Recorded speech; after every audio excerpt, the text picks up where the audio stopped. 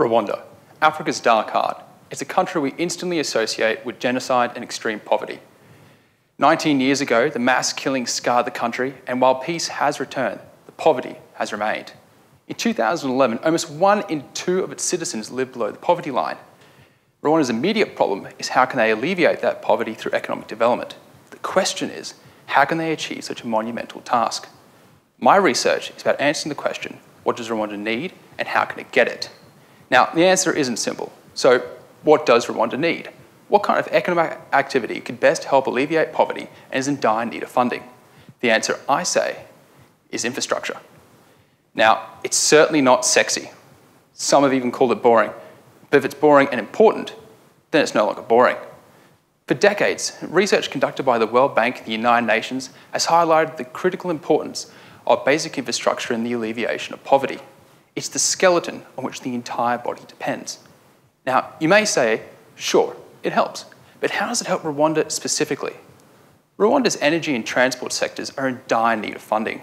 Overseas investors and domestic producers are constantly and severely hampered by poor and unreliable access to electricity. Furthermore, the inadequate road and rail infrastructure imposes an additional cost of 40% on every good going in or out of the country. These are serious impediments to economic growth and are in need of remedy. Now you may say, sure, but where's the money coming from? In order to answer that, my research has been looking at various funding options, specifically those positive sum. Now, what does positive sum mean? Positive sum means that everyone in the transaction must benefit from it.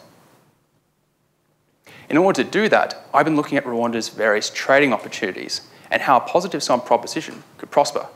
But what do you trade when you've got so few resources? I think the answer is carbon credits. By the end of this year, Rwanda will have covered 30% of its country in forest. Now, that's a carbon sink forest. That's a 2 million acre carbon sink, which means potentially up to 1 billion carbon credits ready for sale right now. But who do you sell them to? Perhaps China. They are the world's largest emitter, and they do have a rich history of investing in both Rwanda and Rwandan infrastructure. The thing is, I don't know, yet. But it is my hope that my research will lead to a clearer understanding of the problem so that it can help in some small way this small African country to rid itself of the tragic blight that is poverty. Thank you.